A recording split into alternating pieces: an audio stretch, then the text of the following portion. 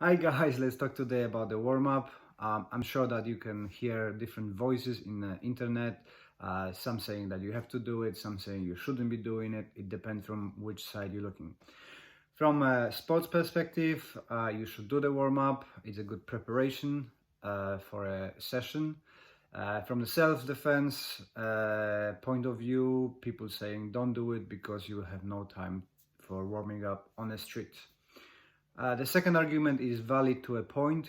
You should be doing some training with a warm up in your clothes or usual clothing in different terrain, using shoes, no shoes, whatever you can do to mimic the situation. But as a tool for a long term training, as a hobby, as a sport, this is a risky encounter because you might increase the risk of injuries. So the proper session should consist of a warm-up, technical exercises, sparring, cool down and stretches. So let's have a look what the warm-up is. As the name suggests, warm-up is an activity to warm up our body. Prepare it to the vigorous activity, prepare to specific training we're gonna do, prepare our nervous system, prepare our mindset, and improve flexibility of our muscles, blood flow to the muscles, mobility of the joints. The main purpose of the warm-up is to prepare us mentally and physically for increased physical activity through increasing our temperature, improving a blood flow to the muscles, improving a oxygenation to the muscles, making our muscles more flexible and pliable, helping our joints to be greased through the movement, and helps prevent the injuries. Smooth transition from the resting state to active state help with regulation of oxygenation, electrolytes, and hormone distribution, which helps us to get into the highest state of a physical activity. Within the warm-up, we've got the two stages, passive stage and active stage. The purpose of the passive stage is to get us smoothly from the resting stage to active state. This is done very smoothly and slowly. It's going to be all your joint movements, head turns that you're doing very, very gentle before you're going to start doing anything else. The active one is to prepare accurate systems for the activity you want to do. So if you're going to be kicking, it's going to be legs. If you're going to be punching, it's going to be hands. If you're going to be throwing, it's going to be all body. I like to do whole body warm up, and that's going to be active one. So you're going to be doing your running, bending, crawling, jumping, kicking, punching, whatever you want to do. But you're going to do it a bit faster and with try to mimic your program for the training. So like I said, if you're going to be doing kicking, you're going to focus on legs. If you're going to do punching, you're going to focus on torso and hands. If you're going to be doing throwing, it's all around. If you're going to do groundwork, it's warming up on the ground.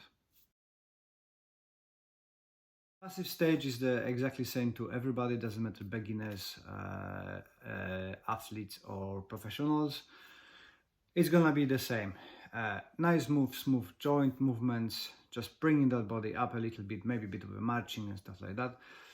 The complication starting when we go into the active one. It depends on your group. If you've got a mixed bag, like we've got some people who are needing experts, prime physical state, and the beginners, we have to make it all accessible, right? So we're gonna go through all the motions: running, start from marching, running, jumping jacks, or star jumps you call it in UK, whatever you need to do. But you need to have in mind that the people who only starting their journey in martial arts or physical activity will be not able to do as much as the people who are athletes.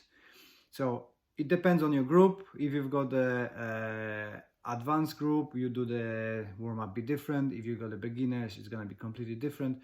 If you're gonna do the mixed bag, you have to find the middle ground and adjust it to everybody who is doing stuff. The other thing that warm-up helps you with is to go through the dead point. I think this is not talked at all in martial arts. We all have it, and you probably noticing if you're gonna go really rapidly to a sparring, you kind of get yourself out of breath. Your physiological output is getting dropped down, and it gets worse when you're just jumping into it. If you warm yourself up, you can prepare better to going through that dead point. We all been I think I've been training, and you're suddenly out of breath, out of power, everything. You just want to quit. You just want to go home. Then suddenly you're going through that point, and you're just like, oh, hey, okay, I can go through it. It's very common for runners. I find it that in our sparrings, when we do half an hour of a sparring, the people going on a really high output, fighting really fast, and then hitting that dead point, and they're going, ugh, I can't do anymore. I want to stop. I want to break.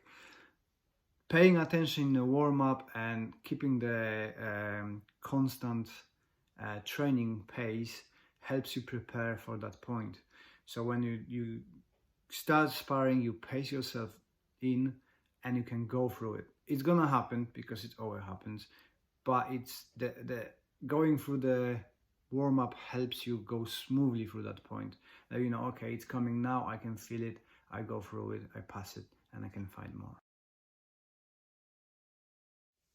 Stretching within the warm up. So few methods of stretching. So you've got the dynamic stretching and passive stretching, or relaxed stretching, breathing stretching, whatever you want to call it.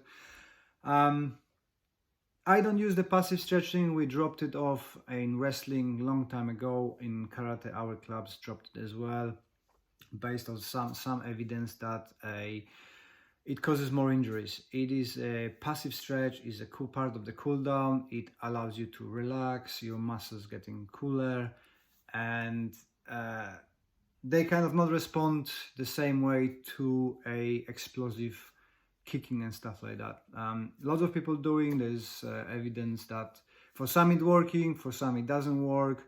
I stopped doing it. I prefer to do dynamic stretches. I think it's more beneficial to my students. They seem to be happy with it. But dynamic doesn't mean explosive.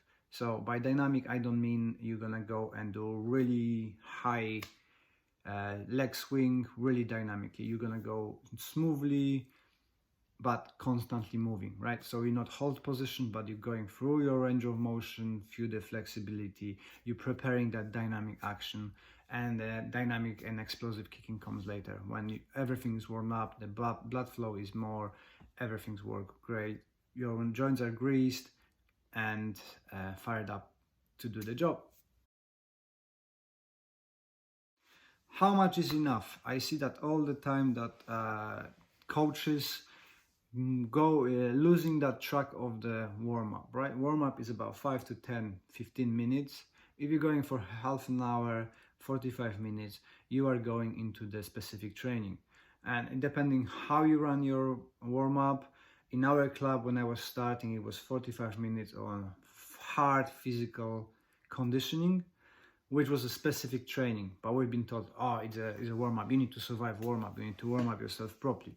The warm-up is the 10 minutes of getting you ready for that, when you're doing all the nice, gentle jogging on the spot, going through the motions, dynamic stretches, and stuff like that.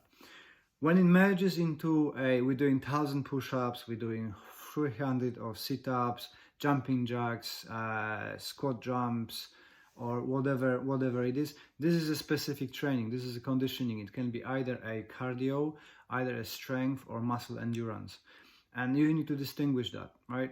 Because if you say this is a warm-up, it's not a warm-up. It's a specific training, and in your training programming you should have that, so you know what you're doing, right? Not everybody gonna survive that kind of warm-up, and it's putting people off, and it's getting people tired, which here brings us to two methods of training as well.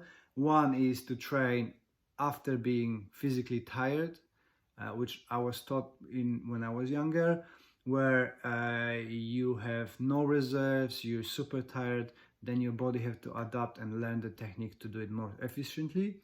Modern science says more about having a very light warm-up, having a specific part of a training you want, so technical session, then having sparrings, then maybe having, or instead of sparrings you have a physical workout, but they should be separate. I'm using the second one. I think it's more enjoyable for my students. Their progression is quite all right, I think. Personally, I love the old ways, maybe because I'm used to it. I love to be tired and then doing technical stuff.